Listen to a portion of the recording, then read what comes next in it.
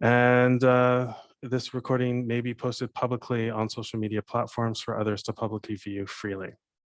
So today's talk is entitled From Black Church to Black Humanism, and it is presented by Dr. Anthony Pinn. Dr. Anthony B. Pinn received his Ph.D. in the study of religion from Harvard University. He is currently the Agnes, Cullen, Arnold Professor of Humanities and Professor of Religion at Rice University and Professor Extraordinaries at the University of South Africa. He is the inaugural director of the Center for African and African American Studies. In addition, Pinn is the founding director of the Center for Engaged Research and Collaborative Learning at Rice University. He is also the director of research for the Institute for Humanist Studies, a Washington, D.C.-based think tank. Pinn is the author, editor of more than 30 books, including The Black Church in the Post-Civil Rights Era, Religion in the Age of Obama, and The New Disciples. And without further ado, I will pass the mic to Dr. Pinn. Well, thank you for the invitation. Delighted to be with you. We're a small group, so I'd like to keep this somewhat informal. There are a few things I'd like to say concerning this theme, and then we can chat for the rest of the time. So I grew up in Buffalo, New York. My extended family moved from Virginia and North Carolina as part of the Great Migration, searching out new economic opportunities in the promised land of the North. My father's side of the family wasn't deeply religious, but my mother's side of the family, very, very religious. My grandfather was a deacon in a church, in a Baptist church in Lackawanna. Lackawanna is outside of Buffalo. It was known for Bethlehem steel, right? Buffalo, New York is part of the Rust Belt.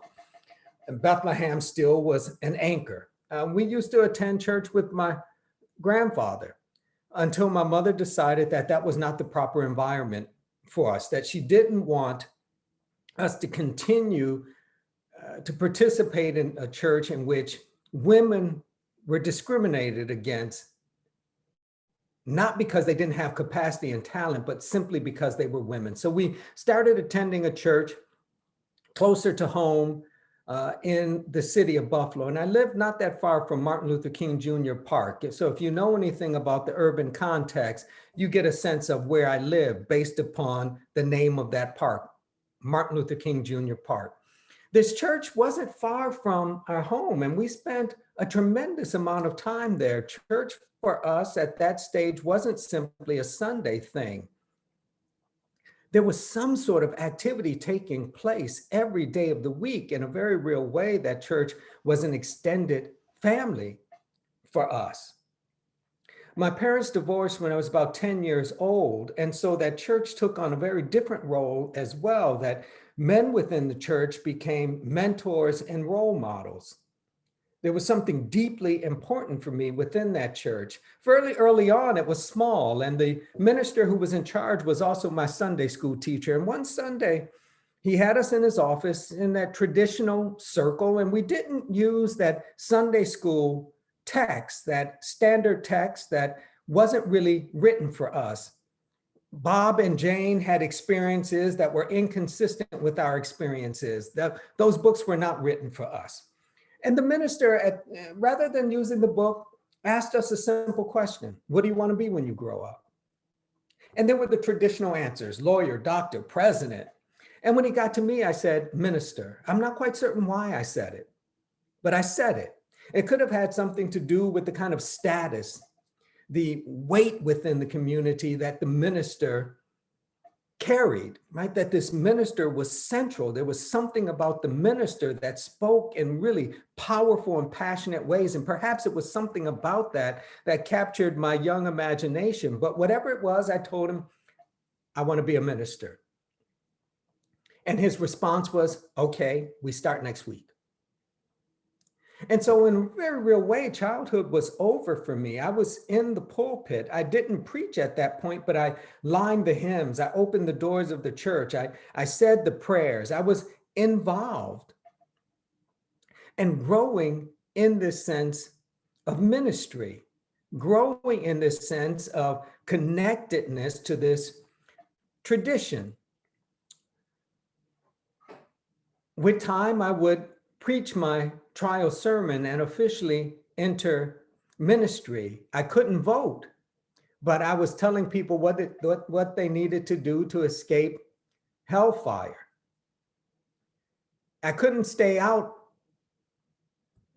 past the streetlights coming on, but I was telling people what to do to adjust their moral and ethical compass. I continued on that path, and this church, while it was progressive in terms of issues of race, it was really rather theologically conservative. And so as part of my effort to be in the world, but not of it, right? To be in the world, but not of it, I left a really good public school, City Honors. It was the program for gifted students. I left that because that was being in the world and of it. And so my mother agreed that yes, I could leave, and I enrolled in a small Southern Baptist private high school. I was the first Black student to ever enroll in the school. So it kind of freaked me out. First day of school, I don't know anyone, right? So I'm assuming they don't know me. They knew me. I walk in the building and people calling me by name, and I'm thinking, what the hell? How did, come to find out they had had a meeting at the church associated with this school. They'd had a meeting on how to deal with the first Black student. Now, this school was a feeder program, and still is a feeder program, as far as I can tell, for institutions like Bob Jones University, Liberty University, right? Oral Roberts University. Enough said. You get a sense of the orientation of this institution. And I'm struggling with this, that on issues of race, I come from a Christian tradition that was rather liberal, and I'm in this new Southern Baptist environment in which they considered themselves Christian, but on issues of race, they were nasty. I would never forget my junior year sitting in a history class and being told that Dr. Martin Luther King Jr. was a troublemaker. Everything was fine until he shook things up and messed things up. Right? So I'm trying to process, how do you make sense of this? And so I decided that what they represented was not the heart. It was not the basic impulse of the Christian faith, that they weren't practicing it right, and that I was going to be a minister who practiced it right, who was involved in a way that transformed not simply souls, but circumstances. The minister at that point was a young guy from Philadelphia who was known for growing churches. That's why he was brought to Buffalo to grow this church. And he became my father in ministry. When he was reappointed to a church in Bedford-Stuyvesant in Brooklyn in New York, it just so happened that I had been admitted to Columbia. And so for me, this was the leading of the Lord. I'm going to New York, and I'm going to bring Columbia University to Christ. I arrive, I'm the youth minister at this large church in Bedford-Stuyvesant. And keep in mind, this is the early 80s. This is as crack cocaine is being unveiled in urban communities, as the death-dealing nature of crack cocaine is becoming evident. I'm ministering to young folks who are having an easier time crafting eulogies than thinking about a future. And I had little to pull from my theological bag of tricks to address that. And on campus, I'm taking classes where they're talking about the Bible as if it's just a piece of literature. And this had not been my experience, right? So it's freaking me out. They're talking about the Bible like it's a piece of literature. And this is what really got me. I'm encountering people who didn't give a damn about religion, did not believe in God, but treated me better than a whole lot of church folks I encountered. So on a moral and ethical level, that was just throwing me, right? Because the folks who were supposed to treat me well because they were in line with the will of God were often nasty, but these folks who had nothing to do with it treated me well. And so I'm wrestling with this, and my sense of religiosity and my sense of ministry is beginning to shift. It moves from this kind of radical evangelicalism to a much more social gospel oriented sense of ministry. So I'm thinking about ministry now in line with Adam Clayton Powell Jr., that the church becomes an occasion to change the world, and to change the world in terms of material circumstances, right? That I stopped preaching about going to heaven and started preaching about going into the streets and making a difference, that this was the nature of the Christian faith, but I had more questions than I had answers.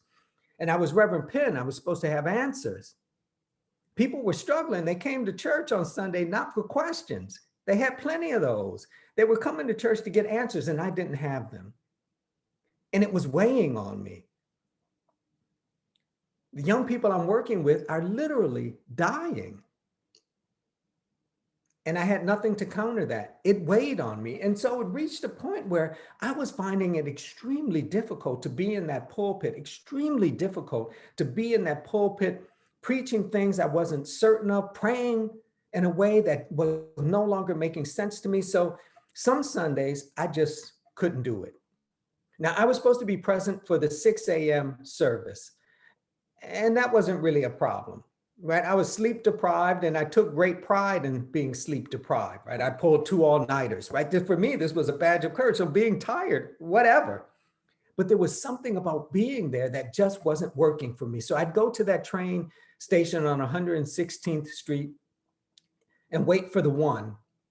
And I'd let one go past. I'd look at my watch, time it, let another go past. And then I'd eventually get on the one, and I'd make my way to my connection to get on the A train into Brooklyn, but I'd wait. And I'd let the train go by, and I'd wait and let another train go by. And ultimately I'd get on the train and get off and slowly walk to the church. The idea was to be there late enough that I would not have to get into the pulpit. And after church, I could tell the pastor, Doc, I'm sorry, the train. It was New York. I didn't have to say any more than that. It's the early 80s, New York, the train. But I didn't have to be in the pulpit saying what I wasn't certain of. Eating my questions and regurgitating something that just didn't make a tremendous amount of sense to me. Now, I was still, again, interested in ministry, but I was going to do ministry differently. Forget this stuff about saving souls. Let's transform the world. But I knew I had to get out of New York. I understood that I had to get the professional degree for ministry, because I was going to do this thing and I was going to do it right. I was going to get a Master of Divinity degree and a Ph.D. and I'd minister full-time and I'd teach part-time, but I had to get out of New York. I had to be somewhere where I could ask questions. So I decided to attend Harvard Divinity School because, as far as I could tell, Harvard Divinity School did not care about ministry. It was about the life of the mind. And I could go and ask questions and not have to worry about having good answers. I just needed good questions.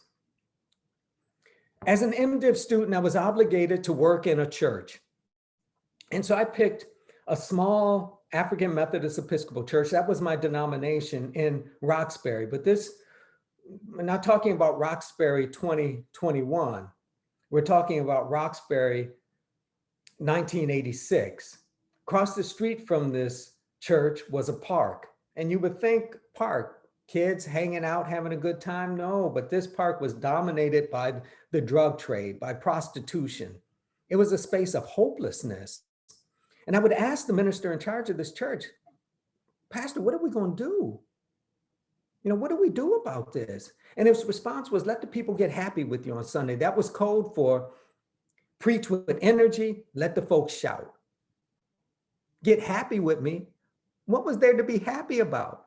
My people, they were dying and I had nothing to do. I was losing kids because they had the wrong color on. I'm working with kids who are afraid for their lives to be in certain parts of the city. I'm dealing with kids who are surrounded with the possibility of demise. Get happy? Happy about what? And so I'm wrestling with this. I'm finding it hard. I'm finding it hard to be involved. So there were some Sundays I'd just say, Doc, I'm sorry, but I can't be there, workload. I just needed to catch my breath. Theologically, I was running on empty. I didn't have a whole lot to provide. And I'm learning things at Harvard that are further twisting and turning my theological sensibilities. And I'm trying to make sense of all of this. And it reached a point where I had to ask myself a question. Was I going to safeguard a tradition that no longer worked for me? Or was I going to leave and chart out a different path? Was I going to safeguard a tradition and remain in ministry as a guardian of this tradition? Or was I going to look for another way to be of use? And I decided there were lots of things I was willing to be, but I was not going to be a hypocrite. I was not going to continue to stand in the pulpit saying what I wasn't certain was true. So I contacted the minister in charge and said I would not be coming back. I contacted my bishop, wrote my bishop, and surrendered my ordination and left. Now, at that point, I knew what I wasn't. I wasn't a Christian, but more than that, I just wasn't a theist. For me, it wasn't an improper use of Christianity. It was just the hopelessly uselessness of theism. That as a whole, it produced nothing that allowed for an opportunity of well-being in the world, right? It came with too great a price. We surrendered too much of ourselves in order to embrace that. I started meeting people who were involved in a variety of other organizations. I'm meeting people from the Unitarian Universalist Association who have no trouble with me, right? I'm meeting a variety of folks. I meet Dr. William Jones, who had written a book in 1973, Is God a White Racist, right? I'm meeting all of these wonderful people, and I'm beginning to work on this PhD, and I'm trying to pull all of this stuff together. And with time, I recognized that if I had to label myself, the best label was humanist. But then I had to do some work, because as I looked at the humanist tradition, I saw a little that spoke to a Black presence. There was Norm Allen who was beginning to emerge, but there was so little that talked about humanism within African-American communities. And when that conversation did take place, it often assumed that white Westerners had gifted Black people this, as if the roughness of life in the Western world wasn't sufficient for us to come up with our own thinking. And so as I left the PhD program and took my first job, I decided that much of what I needed to do involved an unpacking of humanism within African-American communities, that I was convinced that there was a long and robust tradition. If we bracket the written word for just a moment, if we bracket sermons and if we bracket speeches and think in terms of musical tradition, there are the spirituals that speak to a kind of theistic orientation, but then there are the blues that signify that theistic orientation, that are already and always concerned with embodied bodies moving through the world, that embraces what Black Christianity held suspect. And so it seemed to me that here you have within the blues, while they might not have called themselves humanist, it was an orientation that privileged the materiality of life. And for me, this provided a vocabulary and grammar for naming this Black humanist tradition. And then you've got figures like Frederick Douglass, W.E.B. Du Bois. And don't even get me started on the Harlem Renaissance and Black Martinist traditions that are both full of Black freethinkers, skeptics, and humanists. And so for me, it was a matter of a kind of archaeological project, an effort to surface, interrogate, and celebrate this Black humanist tradition, the ways in which Blacks have been involved in this for as long as they have been present within the context of the United States. And while this didn't always take institutional form, there are ways in which if one reads carefully, you get a sense of certain principles and perceptions that undergird this Black humanism. One, a suspicion concerning the divine, if not a flat out denial. A sense of human accountability and responsibility for what takes place in the world. A privileging of the materiality of life, that is to say, a privileging of horizontal relationships.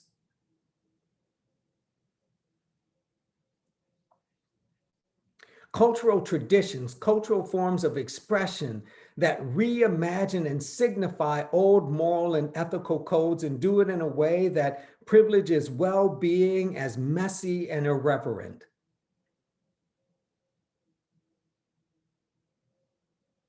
Now, in much of my thinking on humanism, I've turned to three figures in particular: W.E.B. Du Bois, Richard Wright, and Nuala Larsen. And for me, W.E.B. Du Bois, although he skirts around the issue, is at least an agnostic. At the very least, he's an agnostic. And lots will argue that, well, but no, he talks about the church and he talks about the church's potential, but he does this in terms of its institutional forms and capacities, not its theology. In the same way that A. Philip Randolph, an atheist, partners with churches as organizations, but he doesn't buy into their theological forms. Bayard Rustin understands the organizational potential of the church as an institution, but he doesn't buy the theological forms. The same with W.E.B. Du Bois. There is a reworking in W.E.B. Du Bois that pushes against the unreasonable and ahistorical hope generated within Black theism, framed in terms of faith. Rethinks that. Think in terms of the souls of Black folk. Within that text, he raises two profound questions.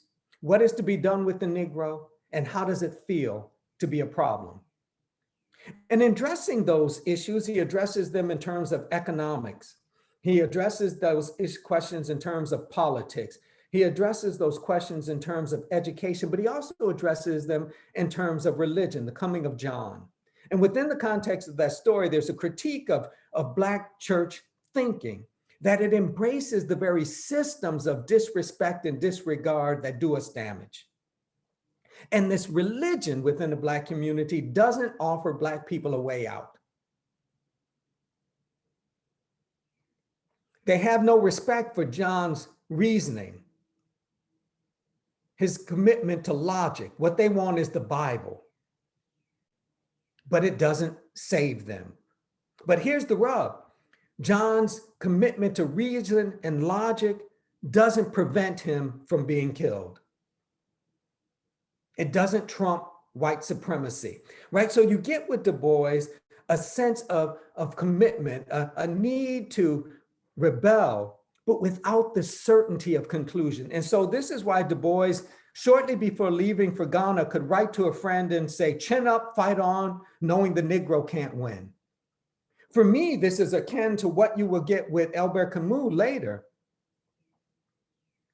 Think in terms of Albert Camus and the rebel, the one who is involved in a kind of perpetual struggle, that our victory is lucidity. It's an awareness of our circumstances that doesn't defeat us, but it also doesn't win the day.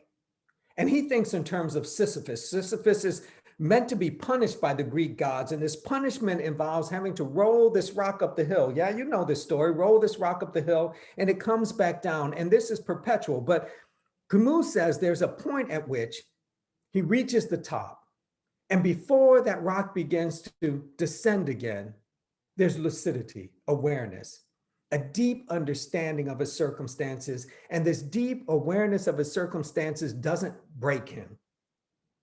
He continues to struggle. And so Camus says one must imagine Sisyphus happy. And the same commitment to a kind of hopeless rebellion, right? And understanding that within the context of our no to injustice is all we can gather in terms of victory. One sees this in Du Bois. These humanistic sensibilities are much sharper, more in your face with a Richard Wright, for whom religiosity is a joke. It's people being dead and they're living, right? That within the context of religiosity, Black people surrender so much.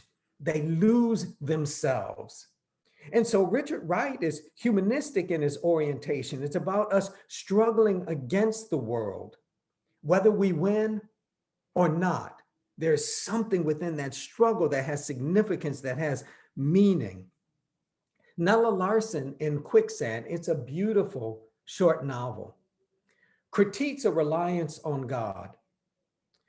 The main character, Helga Crane, finds herself married to a small town minister, and her effort to be in line with the teachings of the church doesn't work. She's trying as best she can to live out a Christian life as a faithful wife, a member of the community, and nothing is working for her. And Helga Crane comes to a realization that she's asking God, and why was there no answer? For her, it was clear, there is no God.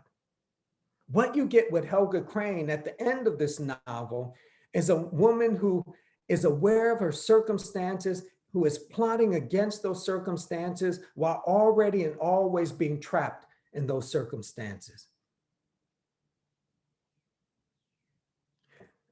For me, there are moral and ethical lessons within African-American thought and life that unpack, explain, and explore a mode of humanism that is responsive to the circumstances of anti-Black racism within the context of the United States, and that we cannot understand US humanism without giving attention to this dimension. We cannot understand what humanism has meant within the context of the United States without giving attention to how Black people have named it, spoke it, performed it. And so again, this is my work in part, trying to craft that, trying to understand it, and doing it in a variety of ways. Fairly early on, folks didn't like one of the ways in which I tried to do this. My argument was that humanism really qualifies as a religious orientation. Now, keep in mind what I mean by that is, if you understand religion as an effort to render life meaningful, humanism is an effort to render life meaningful. There's nothing about religion that requires God or gods. It's a structured response to the world. And how is humanism not a structured response to the world? I wasn't, in making that argument, so committed to the idea that humanism was a religion as I was to exploding traditional thinking about Black humanism and Black religion, forcing a reevaluation of those categories in a way that centered on what people do as opposed to how we have categorized them. To open up this conversation in a way that recognizes within the context of the geography of Black life, there are competing claims with a similar interest, but radically different strategies for getting us there. And I think for me, in part, there's been an effort to kind of appreciate that, to tease it out and to understand it. And in the process, develop very different ways of naming, exploring, and expressing the nature and meaning of Black thought and Black life. Sometimes I sit back and kind of think about this, and this was particularly important to me some years ago when I hit 50, right? To kind of rethink where I am and how I got to this point, and to recognize this huge difference in Tony Pinn, who attended West Seneca Christian School, and Tony Pinn, who teaches at Rice University. Those two are worlds apart. And in making that break, I was fairly fortunate. I know a whole lot of folks who, in being public about their humanism, lose jobs, family, and friends, but that was not the case for me. Lots of the folks in my family said, well, we always knew Tony was out there, so that's Tony being Tony. That's cool. That's just, okay, whatever. That's Tony being Tony. My mother had moved into ministry as I was leaving, and her response was, look, I do not agree with you. I think you are wrong, and I hope you come back, but you are my son, you are my blood, and I love you, and nothing you think or do can change that. And I was moving into a profession where I thought for the most part, it did not matter. Now, I was wrong. My second year at McAllister College in St. Paul, Minnesota, the land of niceness, a reporter with the Star Tribune did a Saturday profile piece on me, and it was a Saturday profile piece, right? It was the Saturday paper. The Saturday paper was the paper that folks used to line their bird cages, and we didn't think anything of it, but it hit hard. And I had people calling me with such nastiness. I had folks at McAllister College questioning my fit. And think about it, I'm going through my review to determine whether I keep my job or not. And there are folks who just don't quite get this. There are significant figures. One of them who said, look, I don't know about this. This guy's teaching in the religion department. And his response was, I would not trust nor fly with a pilot who did not believe in gravity. Why should we have this person in the religion department who does not believe in God? So I'm thinking, what happened to the niceness? What happened to my ring the doorbell with hot dish and we talk, right? What happened to the niceness? I didn't encounter the niceness. I'm encountering a lot of nastiness. And that's one thing for folks to be nasty and be upfront to say, I'm so-and-so and I don't like you and don't agree with you. What really annoyed me and pissed me off were the folks who contacted me and wanted to be anonymous, wanted to call me out, but wanted to be anonymous. The president of the college contacted me and said, look, you don't have anything to worry about. We think the world of you, you don't have to worry. But for me, that was the only time I encountered any aggressive disregard that required me to think about it, right? So in lots of ways, I've been more fortunate than many. That's the only time I've encountered a kind of nastiness that forced me to stop and measure it. Otherwise, I've been fairly free to do what I do and think what I think, and to develop a perspective on Black humanism that I hope is respectful to my humanist ancestors and that says something of use to humanists as we move forward through this bizarre and absurd world. So with that, I'm going to stop and let's chat.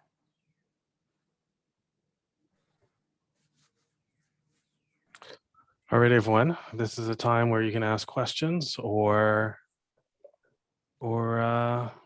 I don't know, just talk.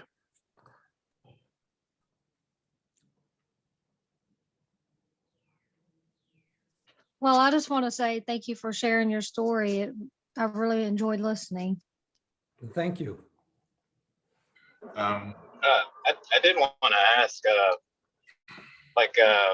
how old were you when, I noticed you kind of went from, I didn't know if you were particular about that, maybe I missed it, but when did you first deconvert? Like, was it just like an overnight thing, or was it just, it kind of wore you down over time? No, that's what I was trying to get at, right? This starts for me in New York as a college student, and it develops for me over the course of time. I'm a Master of Divinity student. I'm moving into Ph.D. work, and at about 24 years of age, I said, 24, 25, this is it. This is enough. I have to leave.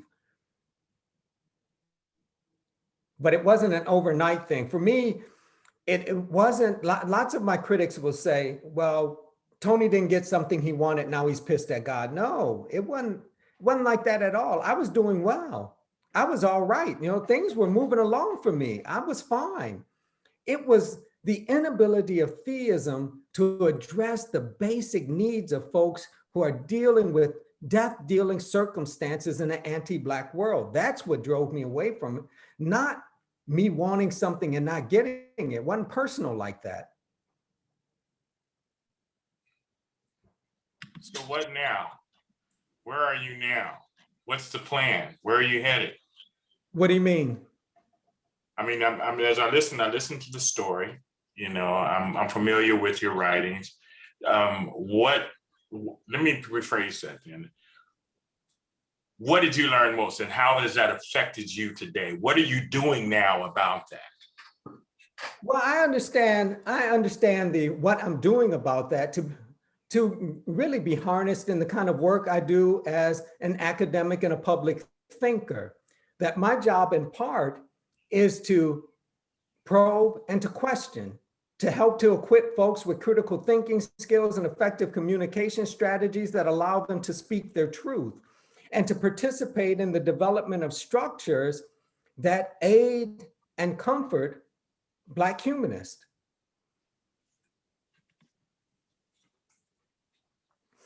Tony, I am a Unitarian here in Tulsa, Oklahoma, at All Souls Unitarian Church, and you may have I heard know of that church. Yes, I'm sure you do. And I've been a member there, though, Tony, ever since 1982. And for a long, long time, my family and my wife, and two of our three kids were in that church. And just about, let's say, 10 years ago or so, a predominantly Black church, well, it wasn't predominantly Black at the time, but Carlton Pearson, you may have heard of Carlton Pearson. Mm-hmm. You know, Carlton Pearson decided to express the thought of universalism. And then, of course, he lost his church, massive church, 7,000 members or something. But his members, he and his members came to All Souls. Mm-hmm. Now, however, I am an atheist, and I've been an atheist ever since I can remember darn near. And that's one of the reasons why I became a Unitarian Universalist. But when Carlton came over with his members, they were very much theists. Mm-hmm. Okay.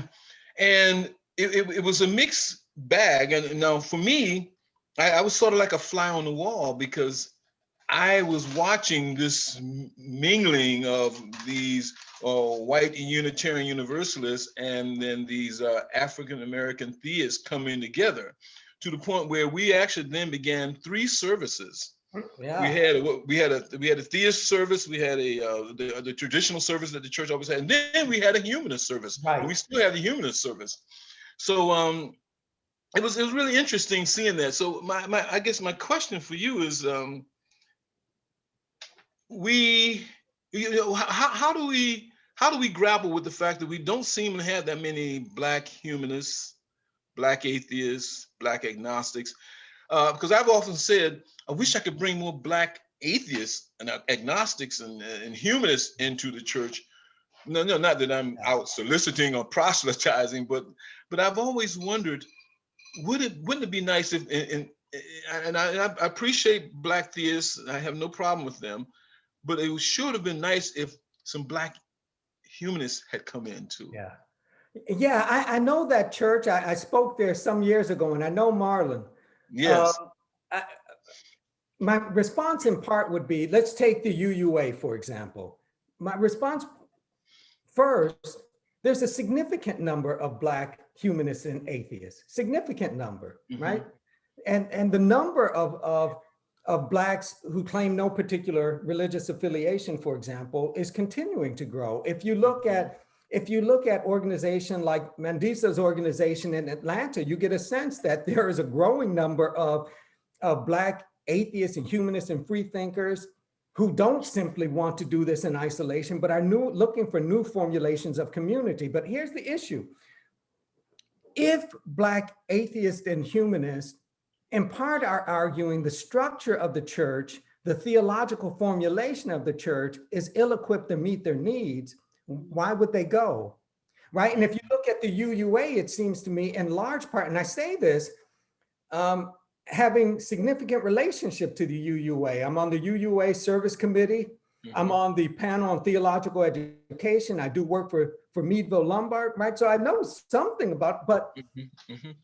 The Unitarian Universalist Association, as far as I'm concerned, isn't really equipped to meet the needs of this population. If you take a Unitarian Universalist service, turn off the volume, how is it distinguishable from what takes place at the Baptist Church? Although the Baptist Church has doctrines and creeds, a book full of them, mm-hmm. and we have 7 principles. Right. You know, so here you have, it seems to me, a religious community whose ritual gathering is inconsistent with its basic claims. from my vantage point, if we take you thinking seriously, Sunday is the least important day. It's these other days when we are doing the work that matter most. And Sunday is a kind of reporting back. So it seems to me that there's very little that even the most liberal and progressive religious communities offer Black humanists and atheists. I would also say this, that after the civil rights movement, churches in the United States face a decline. Black and white churches decline in numbers, and you can't go by their rolls, right? You'd have to purge the rolls and get rid of the folks who've been dead for 10 years and are still being counted, right? The numbers decline. And the number of Black folks going back to churches doesn't really begin to uptick until the 1980s, in part because of cultural frustration.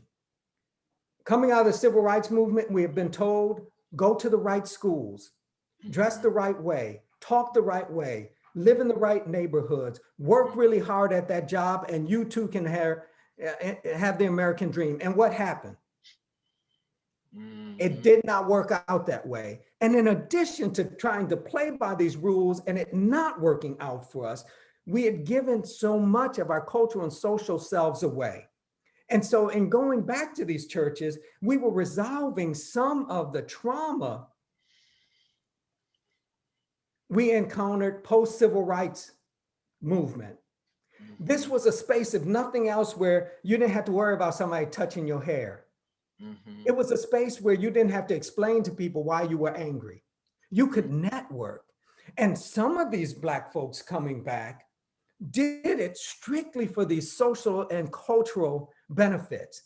And if listening to that sermon with that bizarre theology was the price they paid for this other stuff, they'd pay it. All that to say, within the context of progressive and liberal Black churches, you have Black humanists and atheists hiding out, some of them in the pulpit. Now, the question becomes, not for me, the question isn't why are they in the church? The question is, why hasn't humanism been more attractive? We've not given people a soft place to land. It seems to me humanist communities who represent the marginalized in US society have been too willing to play by the rules of white humanists. And that often gets restricted to separation of church and state science without addressing the social justice issues that matter. It seems to me in part you get a sense of this over all of this anger and animosity and passion over atheism plus. How are we not concerned about issues of injustice and inclusion, right? Kind of freaks me out. How are we not committed to this, right? But the question is, why hasn't humanism been more appealing?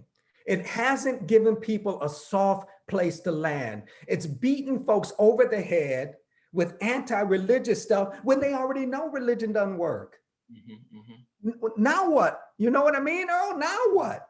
Now what? And we haven't gotten to that. And it seems to me there's also embedded in humanism a kind of relationship to disregard we fail to fully interrogate. And this is what I mean in part. I've not encountered very many humanists who don't, on some level, embrace figures like Thomas Jefferson. But as soon as we bring Thomas Jefferson into the humanist fold, we have also brought in sexual violence and anti-Black racism. Why haven't we wrestled with that? Right. So again, all of this for me is a reframing of the question. And I see this in part as my work within these humanist circles. No, don't ask why are Black people still in a tradition that was used to enslave them. No, the better question is, why hasn't humanism been more attractive? And what are we going to do to make it more attractive? So what do we do? One, we acknowledge the nastiness. We acknowledge the ways in which humanism in the United States has been tied to disregard and anti-Black racism. Okay. we rethink these organizations, and we begin with those who say they want to be rethought. Let's take the American Humanist Association. It says it wants to do things differently. A few years ago, one of the ways in which it tried to do this was a reimagining of the board. It says it wants to do this, so let's push.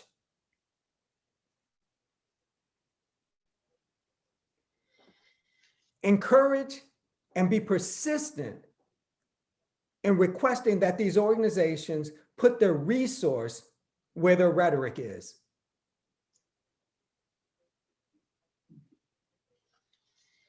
And it requires some ownership over these issues by white humanists and atheists. Those who benefit from this disregard have a greater obligation to do something about it. Right? So there are ways in which we can get at this. And I tried to put some of this down in writing. I did a book a few years ago called When Colorblindness Isn't the Answer, Humanism and the Challenge of Race. And it provides step by step some of the things we ought to be doing. And some of the things that white humanists ought to be doing. One being moving away from the assumption that we can transform our organizations and transform this country and remain comfortable. You can't have that. Right? It just does not work. Reimagining this country and reimagining humanist organizations has to involve discomfort. It has to disrupt privilege. Well, Tony, then should we be involved with some of that disruption, or should we be involved with all of it, or should we be involved with making them uncomfortable? Yes, by posing the question without apology. Okay. What are we going to do about these issues? Yes. You say you're committed to this. What are you willing to do? Exactly. Exactly. And that has to involve more than the obligatory couple of Black speakers speaking about Black things at conventions. Are you ready to come back here again? Are you ready to come back here again? Hey, anytime. All right. I had a good time there, man. Anytime. Well, I missed you when you were here the last time. I took a kind of a sabbatical for a while, so maybe that was when, because when Marlon first got started, I was not attending regularly. But oh yeah, I need that voice. I need your voice, because I find myself being a disruptor so much. I'm disrupting now with this new program called Rewire, where they're teaching whites that they have all these privileges that we as Black folks don't have. And I say, well, wait a minute now, you can't do that, because what you're doing, you're teaching them that they are better than me. You're not saying that in quite those words, but that's the way it comes across to me. And so I'm disrupting that a lot. But I'm by myself, darn near. Well, you're not by yourself. You just got to find your people. You just got to find your people. Earl, you got Trey? Pardon me? You got Trey? Trey, that's my son. Yeah, y'all look, he looks just like you. That is so cute. Tony, my son lives in Memphis. Okay. And he was the one that put me in touch with this program. So I'm figuring some of these folks probably know Trey, and I guess Melissa says she knows Trey, and I guess Sean. So yeah, but he grew up in that church, and so he's fairly militant, I think. And one of the things I think we need to do is look for different models. Mm-hmm. Mm-hmm. And so what I've suggested on several occasions that we ought to really give some serious attention to how and why hip hop culture has been so successful. Yeah. There are commonalities that we've not appreciated. So hip hop begins through the creativity and imagination of despised Black and brown people.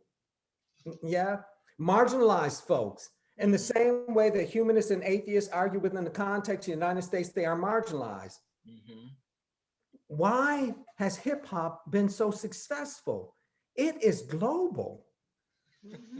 It influences and informs in significant ways. It's one of the most important cultural developments of the late 20th century. Why was it so successful? I'll give you some examples of what it does that we fail to do. One, it develops a grammar and vocabulary of engagement in life that is organic. It comes up with its own way of speaking its truth. It embraces its disruptive nature. It privileges the margins.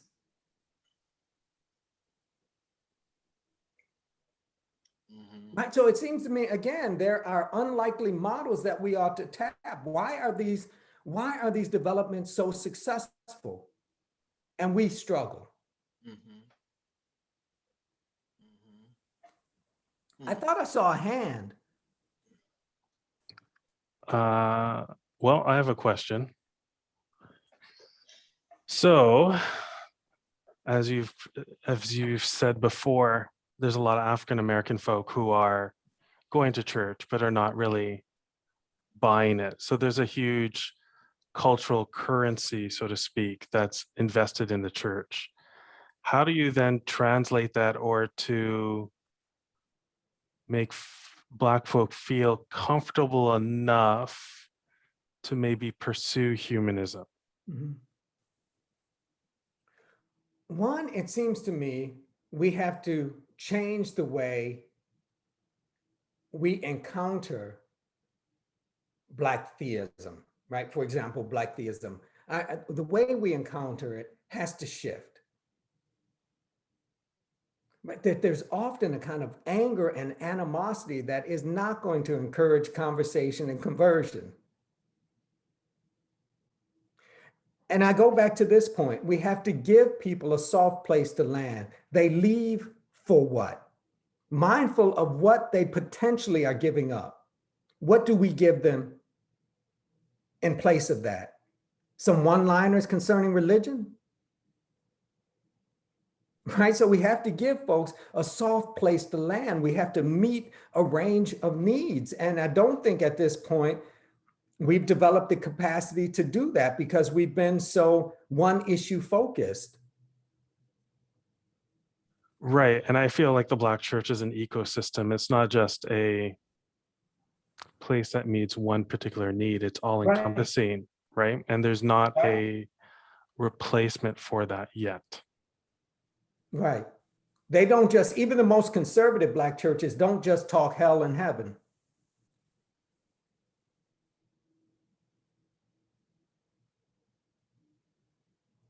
I see a hand.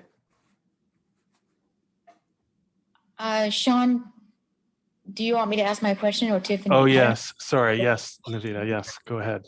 Sorry. Okay. Hi, Dr. Pinn. Thank you for your time. I come from an Islamic tradition, and I had kind of the same experience that you did, is I felt like the religion wasn't really addressing social justice issues. So my question to you is, do you still try to engage with religious institutions to address social justice? Do you still try to collaborate with them?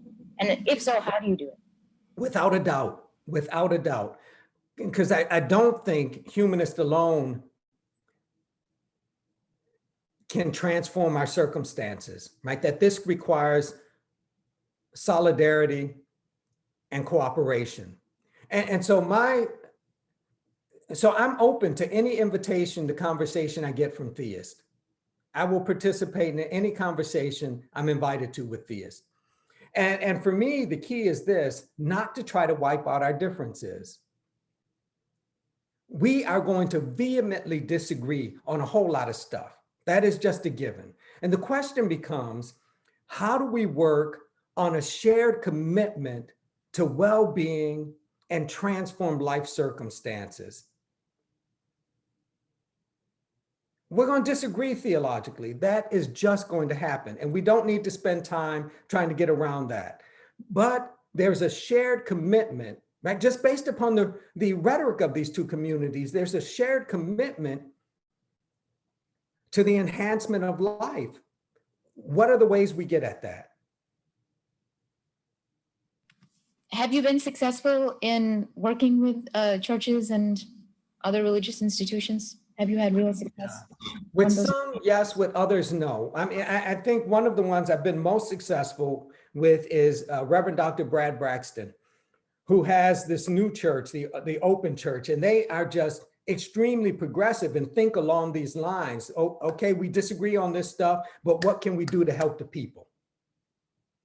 And so that has been really successful. One of the things we've tried to do in this relationship is model conversation and disagreement. Right, so he and I have, particularly during the Zoom craze initiated by COVID circumstances, we've taken opportunities online to engage in conversation on some hot button topics, again, to try to model a different way for us to encounter each other, right? A different way of encountering each other that allows us to be open to working together without wiping out differences. With others, it hasn't been so productive, right? That I can't get over their moral and ethical sensibilities that justify condemning folks to hell, and they can't get over the fact that I'm going to hell. Right, but my attitude is, you know, every day can't be sunshine and you can't work with everybody. The question becomes, what is an acceptable level of discontent? And those folks, we just can't work together, and that's cool. But I look for those with whom I can partner. All right, thank you. But I think it also involves us moving beyond what is often a kind of fallback position in humanist and atheist communities. None of these religious people are worth talking to. They deserve what happens to them, right? And I just don't get that. The number of times I've heard people say, you know, Black people who are committed to the church, whatever, they get what they deserve. I can't wrap my mind around that. Nobody deserves death-dealing circumstances that the United States is providing. I don't care what they believe, right? So I think we have to kind of move beyond these rigid postures, these kind of defensive, shaking the fist kind of postures, and recognize that difference isn't a problem to solve, it's an opportunity.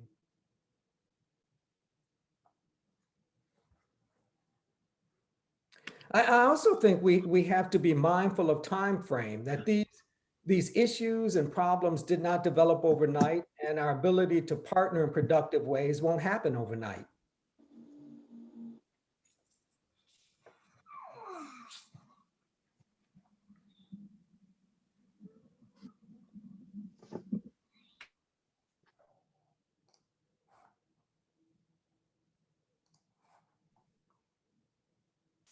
Hi, Tiffany, do you have a question?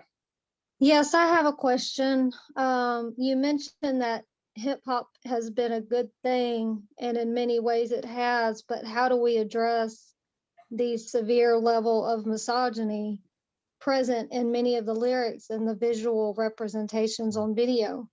Has that really been good for women, black or white? I think we address that by addressing it within the context of the larger society. Hip hop didn't create these problems. They inherited these problems, right? That hip hop artists labor in the gardens that we created.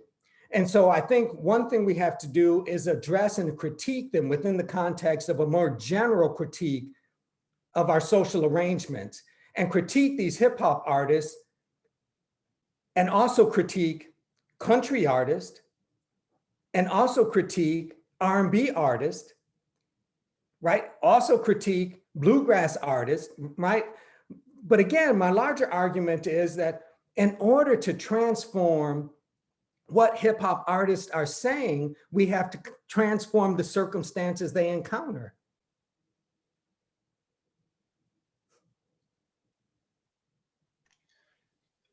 Tony, your answer to that question reminds me of something that I have put a strong emphasis on here at All Souls, as well as throughout my life. And it is about peaks and valleys. I taught at the community college here in Tulsa for about 13 years. And we had a faculty member, and professor come in from New York, who gave us a talk on how to deal with diversity in our classrooms. And she emphasized that if you are going to talk about the peaks of one group in your classroom, talk about the peaks of the other. If you're going to talk about the valleys of one group in your classroom, talk about the valleys of the others. Do not always only speak about the peaks of one and only speak about the valleys of the other. Now, one of the things that has happened in our church, we started having a lot of Black programs, but they were always dealing with our valleys. And so I began to bring that up because they were asking me, why aren't you coming to some of the programs? I said, because every time I come to one, you're always talking about our downtroddenness. I said, but there's a lot of peaks that we have in our culture, in our society too, and some of those things should be announced. And so that's one of the key things that I have emphasized to them as to why they don't get as many Black folk. And one of the things I also emphasize is, and this is something I think you addressed, Tony, you go to the Black churches, you don't always hear about the valleys. You hear a lot about our peaks in the Black churches. And I've gone to enough Black churches to know that. So again, it's those peaks and valleys that I found to be very critical. And if you don't even that out, then you are demoralizing or stigmatizing or stereotyping the people who you're only speaking about their valleys, and then you aggrandizing those who you're only speaking about their peaks. And issues of cause and effect, right? So I would never endorse or turn my head with respect to misogyny within hip hop, but I want to put that in a larger context. It gets Black and brown hip hop artists critiqued, but it gets Donald Trump elected, right? Don't we have a larger framework in which this needs to be tackled? Wiping it out in hip hop doesn't wipe it out, right? I mean, they are modeling, right? So on some level, these artists are committed to mimicking what has constituted success in the United States. And in critiquing these artists, we have to extend this and critique the society that has trained them.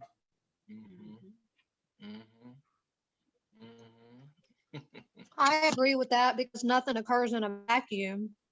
You Say know, that art is imitating. I said, I agree with that because no piece of art is created in a vacuum. It's not created in a void. It's mimicking a larger society. Hey, Navita, did you have a question? Yes, I had one more question. Can you tell us of other organizations, free-thinking humanist organizations in the South that you think are extremely collaborative in nature, that really open their doors to collaboration and that we can build relationships with? Are there any organizations that you can suggest? You know, we're stuck in the Bible Belt and we really need to connect with one another.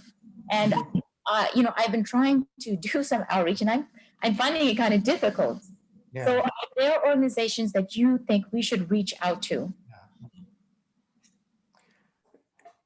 So I don't know if you're familiar with Mandisa Thomas.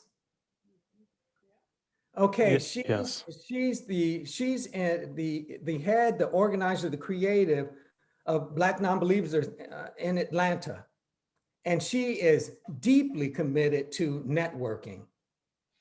On the West Coast, there's Dr. Sikivu Hutchinson, who is building and is using humanism as a way to address larger systemic issues in the LA area.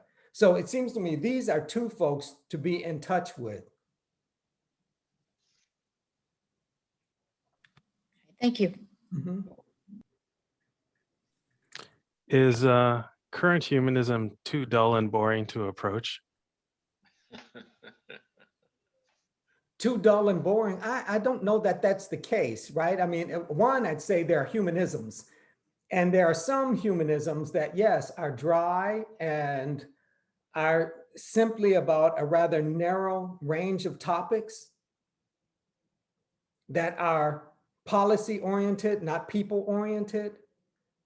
But then there are humanisms that counter that model, right? Within my own area, there's Houston Oasis, meets on Sundays, and is all about kind of nurturing community. It's about using humanism to address everyday issues and concerns, right? It expands beyond science education and separation of church and state. And I think over time, it comes out in the wash. The humanisms that address people issues will prosper. Those that don't, won't.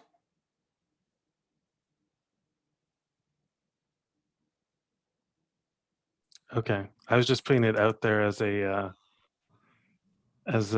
question, as of the only reason why I say that is because, as a UU who's gone to church as well, there's, the services are presented any particular way. Humanism to me as well has been presented in a very intellectual sort of mental challenge that we sometimes do without looking at possibly the other human experiences that we do.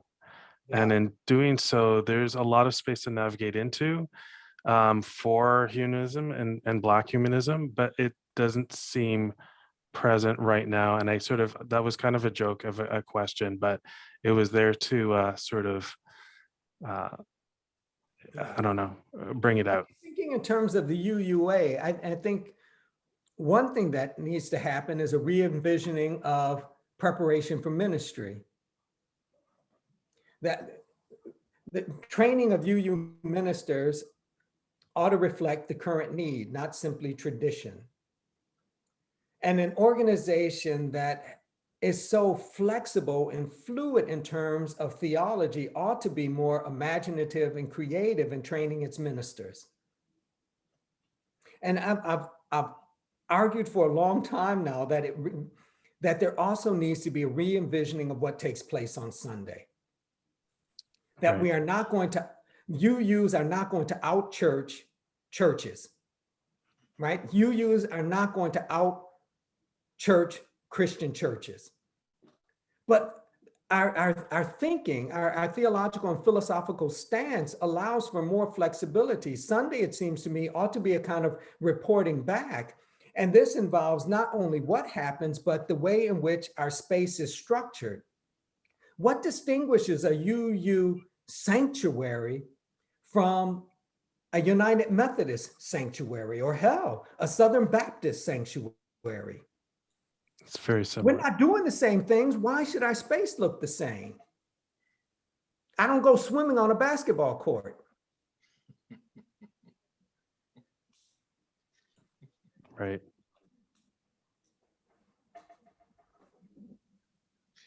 So, Dr. Pinn, what would you suggest some of the changes be in the training of ministers?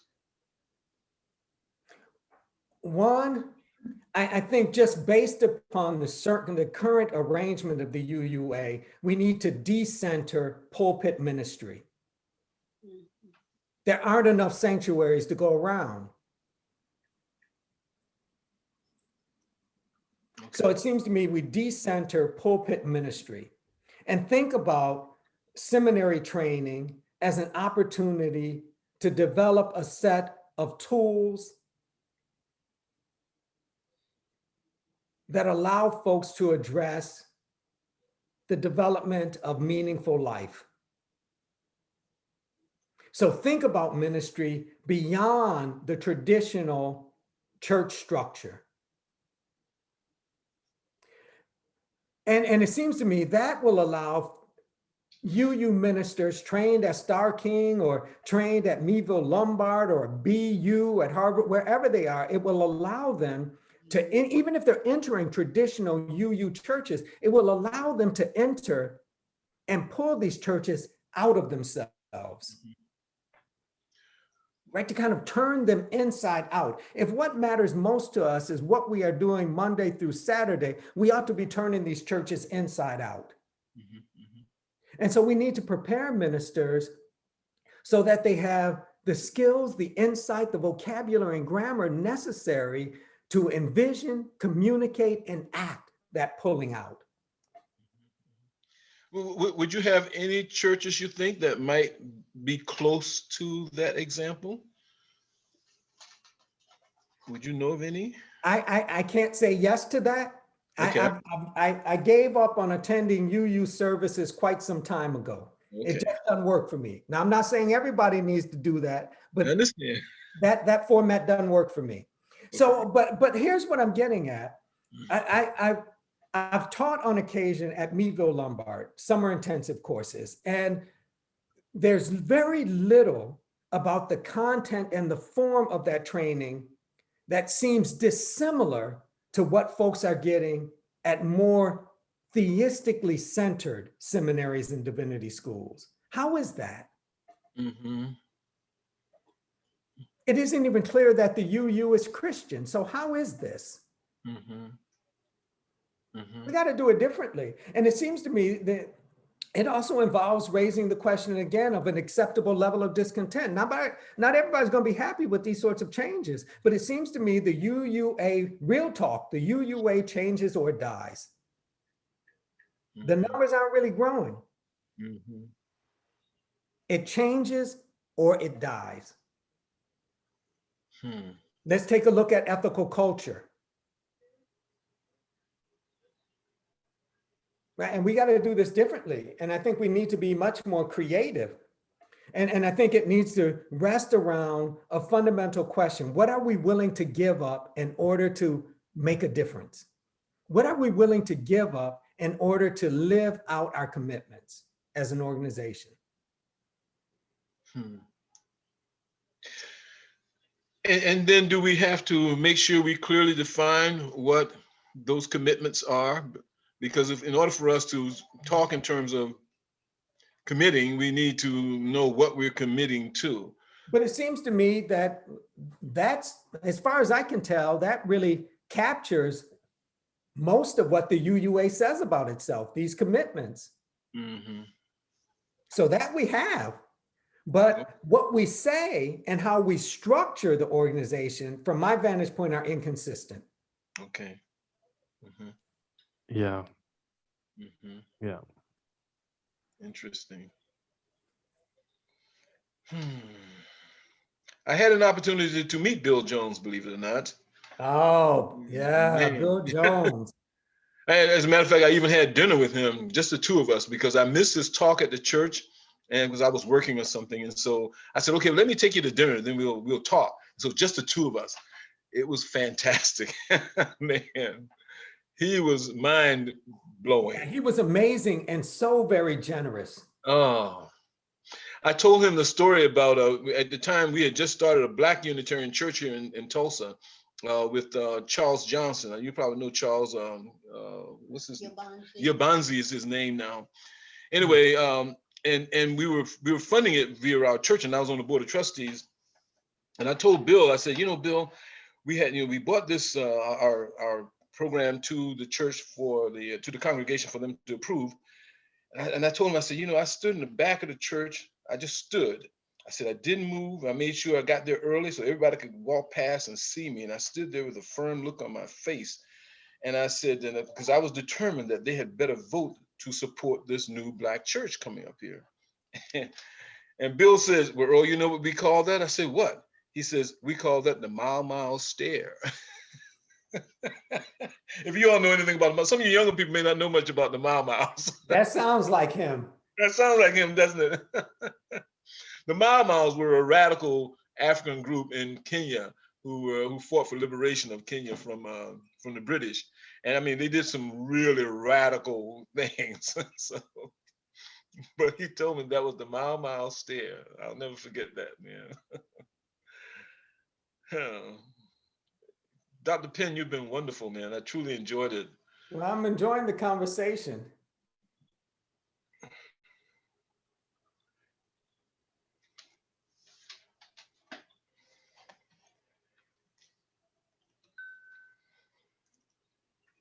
We haven't heard from some of the people here. It's interesting to think about Oh, sorry. Go ahead. I was just going to say it's interesting to think about the different reasons people leave religion. I remember pretty much leaving it because the way the Bible talked about animals and how we would just subjugate them, and it made us more important than every other species. And I just thought about how that contributes to how we factory farm animals today for food, and we put them in zoos and look at them like they're just a picture on a wall. Or so that there's just, it's just interesting to think about the myriad of reasons that people leave. That was what made me finally say, this doesn't make any sense, that any God would be okay with us harming that many other beings just because we're special. Mhm. Yeah. So Dr. Pinn, if the church had been more social justice oriented, if it had addressed people's needs, would you have stayed theistic?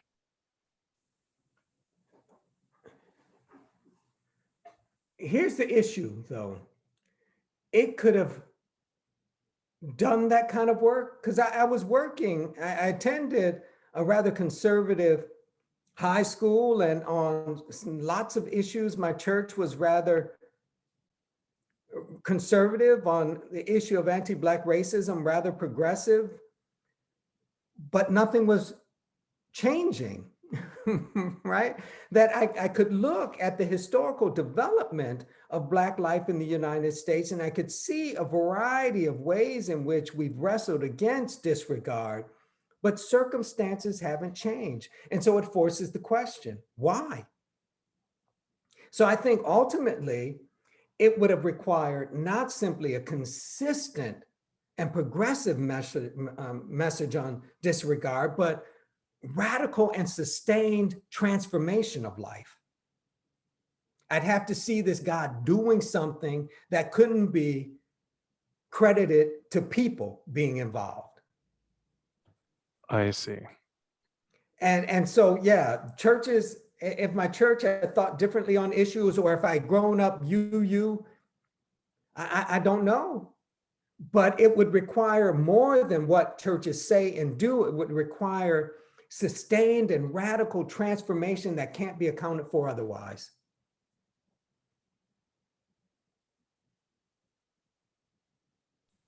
So Do like you ever miracles.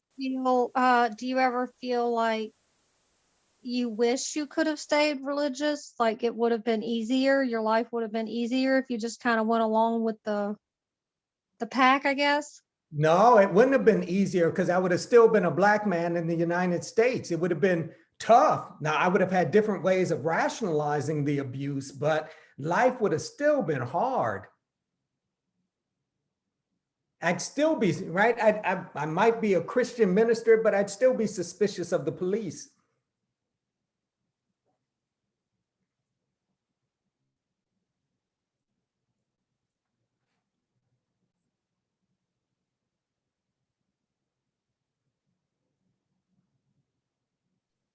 But I think one of the things that changed for me, and I think this is one of the difficulties, that this transformation for me required a move away from outcome-driven strategies, right? It's a surrender of hope and a commitment to perpetual rebellion. So rather than outcome-driven strategies, my argument is that humanists, atheists, free thinkers, and skeptics are only authorized by historical circumstances to struggle.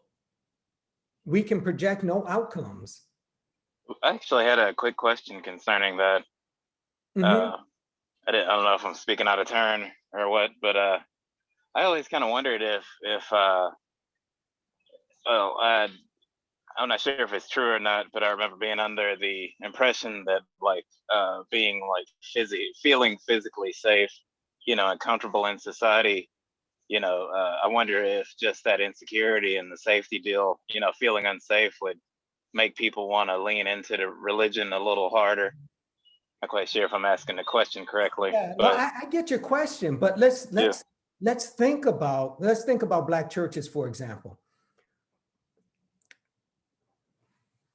We know, even if we just look at recent years, we know that Black churches are not of necessity safe spaces.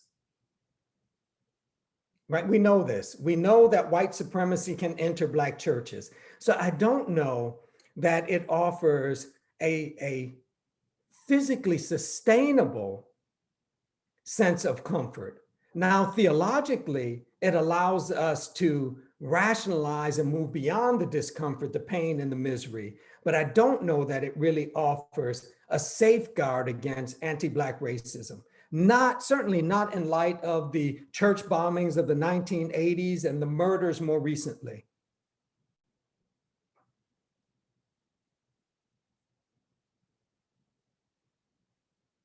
What helps, though, is this redemptive suffering argument within theism, right? The idea that what can you say about God in the light of human suffering in the world? That God can take this misery and transform it into something good, right? In my church, we grew up saying no cross, no crown. So that allows folks to consume this misery and project something different over against what historical circumstances suggest. That's faith. But does it really alter the physical circumstances of life? No, you can get killed in a church for being Black.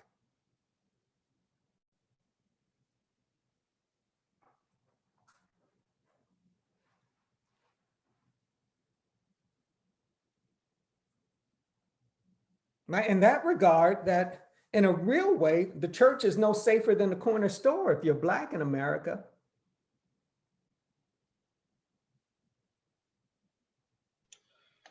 But Dr. Pinn, if that model has been successful for Black people, in other words, they tended to survive by enduring the suffering and then relying on this faith thing to cover them later on in the afterlife or whatever. Isn't that hard to overcome? I mean, if that has been a successful model. Yeah, it's hard to overcome, but I don't know that I would call it success in that what they get is out of line with what they claim, right? That Black churches don't claim survival. They claim thriving, right? So I don't know that what they say and what they offer actually line up. I'd also say that a whole lot of Black atheists and humanists survived over the centuries, over the decades as well, right? So Black church not the only game in town, right? Black humanists and atheists have survived.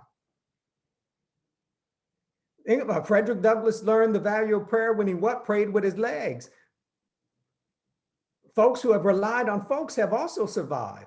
So I don't know that the Black church has been a better alternative than other mechanisms of survival. When Black churches claim more, I've not been in a Black church that simply says, what we are about is survival.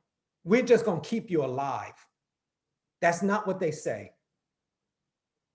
If that's all they offered, then it seems to me they would need to reduce the tithe from 10% to 5%, because that's a 5% promise. That is not a 10% promise. That's funny. Right? I mean, you ought to be able to expect more for 10%. As a mental health counselor, when I sit down with people who are they have like the worst, their lives are just really bad. It's just a series of tragic events, and they're oftentimes suicidal. They oftentimes don't have family that love them or care about them. They're usually poor, very poor. Religion seems to be the only thing that does keep them alive, like just basic survival, just getting up and taking on the day. So in that sense, do we sometimes have to let people have their religion? Because like, I don't even know if I could take that away from somebody when that's all they have. Yeah. So here's the thing for me, that I've never been about the business of padlocking churches, mosques, and synagogues, right? The Constitution authorizes and safeguards that activity. So I'm cool with that. My concern is to decrease the harm that theists do in the world and decrease the harm non-theists do in the world. And so recognizing and fighting for the right for Christians and Muslims and others to do what they do doesn't prevent me from also having the right to critique the distinction between what they say and what they do. In the same way that as a humanist, I have an obligation to point out the hypocrisy within humanist and atheist circles.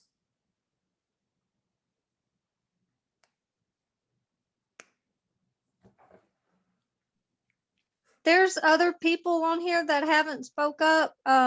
Does anyone have questions or comments? You don't have to be shy because no one's going to be judging you.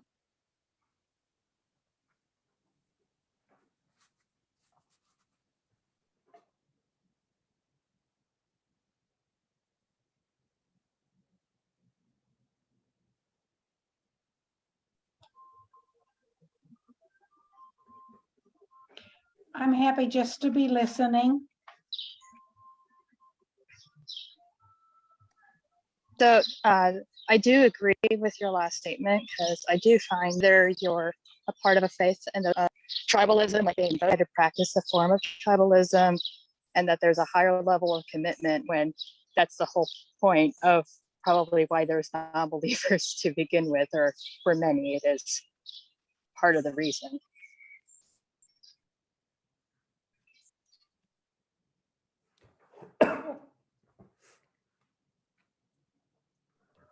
I will give a couple more minutes for people to ask questions.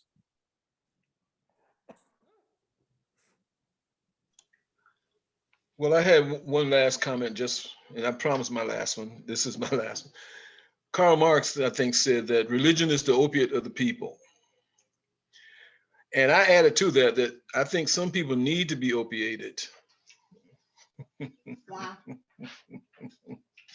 Well, I say that only because if religion is the #1 way to control them, or to keep, I mean, I say control, I don't mean necessarily a negative control, but some people just need it. They need it. People saying. So, some people need the opiation. It's a drug, and some people need the drug. Yeah. I wonder, though, about the applicability of that kind of across the board, because I don't know that I can account for an Ida B. Wells or Malcolm X or Martin Luther King Jr. based upon that. Well, Dr. Pinn, didn't you also mention that religion, regardless whether it is from you had pointed out that humanism could in a way be seen as a religious endeavor for the very fact that it is about providing meaning within a person's life, or how a person finds, it's a framework for basically someone finding meaning, right? Seeking meaning. So in a sense, if someone has adopted a particular faith or religious perspective, it is about finding meaning and applying that meaning to someone's life. And if that is the only way that they can find meaning, then I can sort of understand why someone is of a particular faith and tradition and they're expressing their ways in that framework. Yeah, I mean, I agree with that fully, but I would just qualify it by saying that doesn't rule out critique. Agreed. Right. Yeah. But It should all be up for critique. Yes. Our position as well. Right. But as we know, there's a lot of creativity comes out of drugs. There's no doubt about that. And if religion might be considered a drug, then Ida B. Wells and Martin Luther King, all of them perhaps may have gotten some of their creativity out of the religion, which to me might be considered a drug.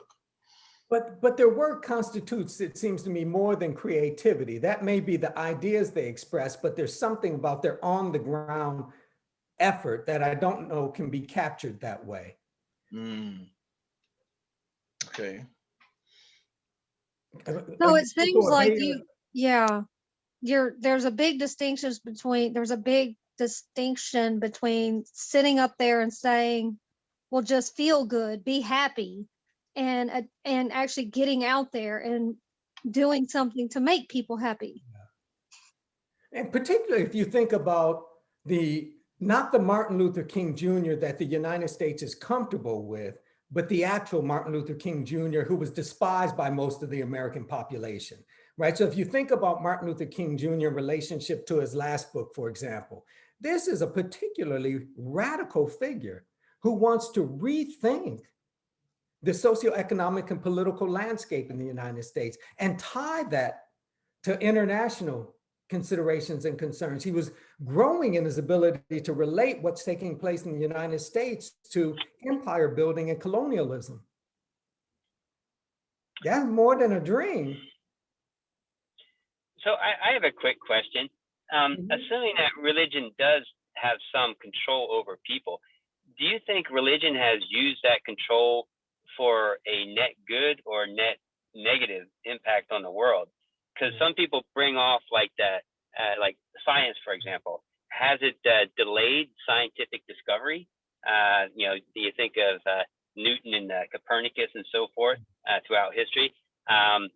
With women's rights, for example, has it held them back and so forth? And you can go down, but then it has done some good things as well. So I wonder, has that control net? Is it net good or is it net bad? Or I guess it depends on how you define good or bad. I'm not quite certain how to answer that question, but I'd want to expand it in the same way that we can realistically argue that religiosity has been both productive and counterproductive. We have to say the same concerning humanism, skepticism, and free thought. So if you think about the development of race and you tie that to the Enlightenment, here you have an example of humanism that has deformed and destroyed and othered populations, right? So there's some good stuff that happens during the Enlightenment as a consequence of humanistic thinking, but there are some really nasty things that happened to my ancestors that are supported by humanistic thinking. The bottom line, it seems to me, the common denominator with respect to this question in terms of religion and humanism, the common denominator is people. Agreed. So, but isn't there a case for like some religions seem to do a bit more good than other religions, or seem to be foster a bit more violence than other religions, or some forms of humanism may fosters a bit more good or a bit more bad, or no? Well, I don't know the numbers, right? So one, it depends on what religious traditions are you talking about. So for example, I don't know that holds for Islam, for example, right? That those of a terroristic mindset are the minority within the Islamic community, right? That in general, that there is a commitment to peace and nurturing life within Islam. So I'm not quite certain how to frame that. And I'm not certain I'm willing to reduce this to the numbers in that way. Because again, I'd go back to the Enlightenment and what the Enlightenment meant with respect to Black life. Yeah, I'm not certain how to quantify that. Yeah, but I mean, I'm sure you can point to certain things. Like, I don't know of any Quaker terrorists that blown people up. I don't know of any Jainist terrorists and so forth. So certain forms of thinking or religious ideologies or secular ideologies produce some results more often than other ideologies, right? But you told me what they didn't do. You've not told me what they have done.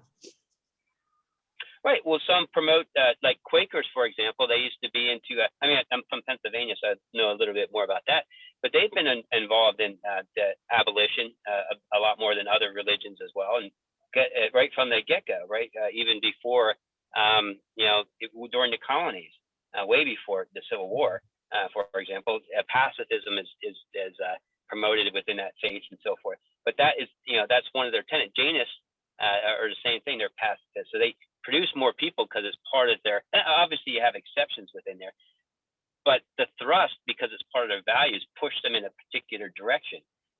Where some religions are more formed in areas that are more, I don't know, violent. So that the culture affects that particular religious belief system, and it may push people more towards certain directions.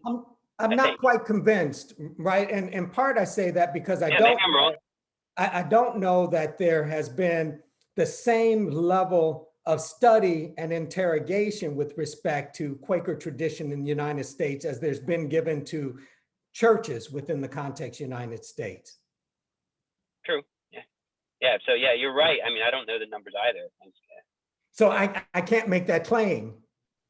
But we do have to admit, though, that we do have numbers. The numbers we do have. Now, grant you, we may not have all of the numbers, but with the numbers we do have do indicate that some religions seem to be a little less humane or more violent, and so on and so on. Yeah, but are you talking about real numbers, right? Are we talking about, in terms of real numbers, more Christians being involved in XYZ, in terms of real numbers, real Muslims being involved? Are we talking about people who self-identify, but it's only nominal? Or are we talking about people who we can identify as being committed to this tradition in a very different way? And I'm not going to speak for Jason, but I would think that we're talking about the number of events. The number of events. But we're getting at how those are tied to traditions. And so again, the question for me is a bit more complex. Are we talking about people who are nominally connected to these traditions, right? So how are we marking out involvement, engagement? Well, you could certainly say, hey, what is their level of religiosity or dedication to a particular faith? You can say maybe someone who's very committed to Jainism, for example, who don't want to hurt any life, even plant life, and but they have to because they have to eat. I mean, I don't know of any Jainist terrorists, because that's just but that's just the major. Exactly. That's one way in which harm is fostered, right? So I don't want to reduce this to the litmus test of terrorism. There are a whole lot of Christians that have done harm, but they've not blown up buildings. Right. And certain, I mean, Catholicism has a bad track record in some ways, but they have supported science and astronomy and so forth in a lot of ways. So yeah, I mean, it is a mixed bag. I think. I don't know that I'm willing to give Roman Catholicism a pass, because on some level, at certain times, it has supported science, while at other times supporting the Crusades or denying women the right to control their own bodies. It depends on, it seems to me, it depends on the type of disregard and misery that gets your blood boiling. Yeah, and it depends on the time. I think it depends on the historical time period and so forth. And that's why I originally asked the question, is it net good or net bad? Because but I don't know how to calculate that. It's very calculate that. Yeah, it's hard to, and that's why I think a lot of people have different answers for that question. And it depends, I guess, how you define good and bad.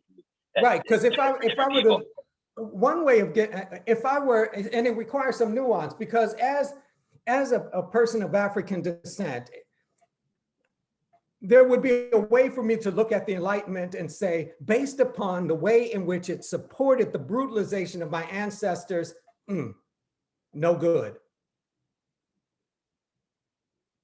Agreed, yeah. But would that be fair? Because you have to measure it on multiple things. Like, you could even do it for countries, any large group of people. The United States has done some extraordinary good things and extraordinary horrible things, and any period of time throughout its history. In any country, you can look at it that way. So it's difficult to say definitively all good or bad, because it's just mixed. For people, for example, I know people who have been done extraordinary things, and then other days not so much. It's a tough thing to answer. Tough question. And what's the gain? right? Even if we can answer that question, what's the gain? Well, well, for me, I would think, and this is my speculation, if there are certain religions or certain philosophies or ways of thinking that produce mostly net good, maybe we could try to push more for those types of ways of thinking. I mean, that's that simple. I don't yeah, maybe that's oversimplified, but that's how I look at it. But I guess my question would be, is that dominance of good based upon moral and ethical principles that are unique to the tradition, or just practiced in a particular way by the tradition? Well, I would think that it would have to be agreed upon by a mass of people as to what's good and what's bad, and you're going to always find some conflict. I've always felt I've always thought in terms of no absolutism. There's no absolute this, no absolute that, and I've always tried to couch things into minimizing and maximizing, minimizing the harm to you, to others, to the environment, maximize the benefit of your being to you, the others, and the environment. And then, so that to me is a way to sort of at least come to some kind of agreement that let's try to minimize and maximize the harm and the benefits.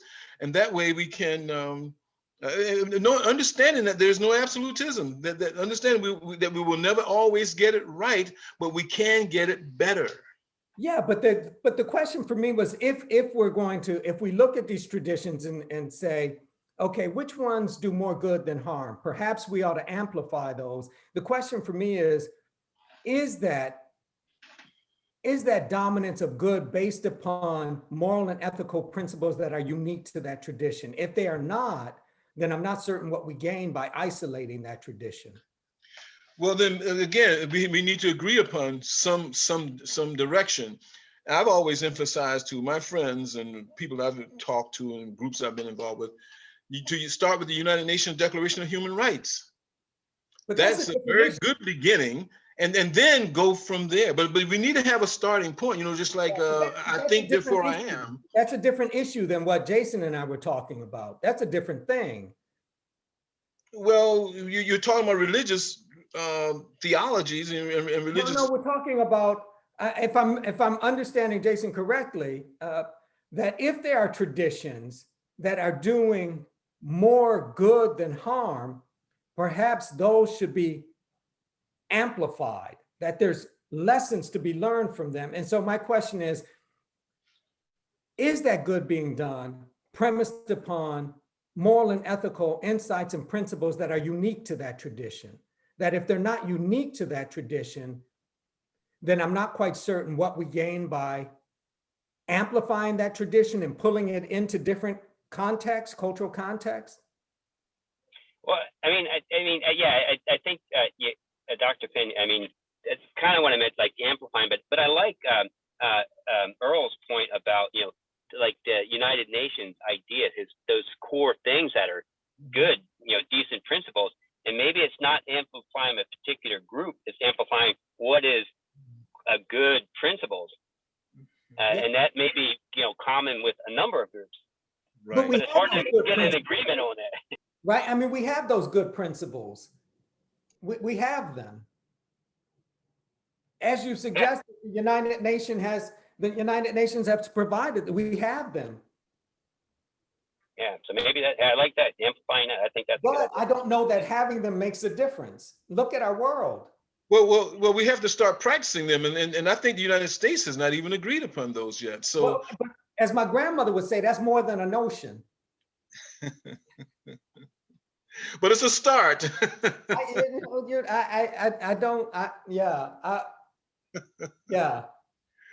would be nice. We could go on forever, I know, on this. Yeah, and I appreciate all your insights and your talk, Dr. Pinn. Well, I don't mean to be too argumentative. I enjoyed this conversation. I've enjoyed the back and forth. Yes. Yeah, so did I. Yeah, very good, very good. Very, very good, very good. Enjoyable. I wish we could go on forever, maybe. I get loud and animated when I'm interested in the conversation. That's good. Passion is very good. If you were in our group every week, you would know how normal that is among all of us. As a matter of fact, when I leave this group here, I'm going to, within about 15 minutes, I'm going to another loud and animated group. That's a good evening. All right. Well, I'm going to have to leave you guys. I really appreciate it. And Tiffany, thank you for your comments about me and my son. Oh, well, you're welcome, and you take care. You too, and good meeting you on this medium that we have, this new normal that we're all getting used to. And Dr. Yeah. Pinn, I truly appreciated what you've said and done, and I hope to see you here in Tulsa, or maybe see you in Houston or wherever we might I'd be. love that. All righty? All right, bye-bye, y'all. All right. Dr. Thank you, Earl. Bye-bye. Thank you. And what is on your arm? What's the tattoo? It's a sleeve. It has no particular significance. It's just a design that I liked. Oh, okay. But it's a sleeve. It goes from here to here. That's a lot. That's a lot of work. Yeah. A lot of pain. So I have a question, and I realize that we're kind of winding down. So you mentioned in the first part, Dr. Pinn, about there were, and I think it was when you were talking about how we need to better structure, particularly the American Humanism associations and how they wanted to bring about change. Particularly of social justice. And you mentioned that there were 7 steps. And of course you mentioned it was within a book that you had written. And I think you only mentioned 1. And I was wondering if by any chance you don't have to, as much as you want to give out, what are those 7 steps? Well, it wasn't 7, it's several steps. Oh, several steps. I'm sorry. So I can't give it all away, then people won't read the book. Well, we'll still read it. I mean, at least this group will. As long as you're not giving out the entire book, but you can do if there, what additional steps could happen then? Well, I'll give you one more. And it involves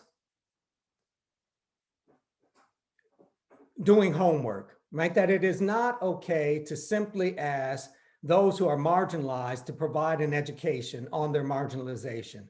That we as humanists, atheists, free thinkers, skeptics pride ourselves on being well-read and gaining information. That same commitment to gaining information ought to be brought into the arena of social justice. So the same sort of aggressive attention that was given to the God delusion ought to be given to our effort to come to grips with and better understand the nature of injustice in the United States. It requires homework. I agree with that. A lot of homework that people don't like doing. There you go.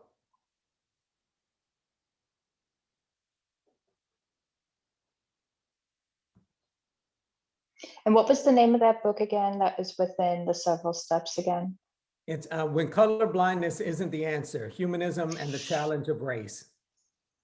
That's what I wrote. Thank you. Mm-hmm.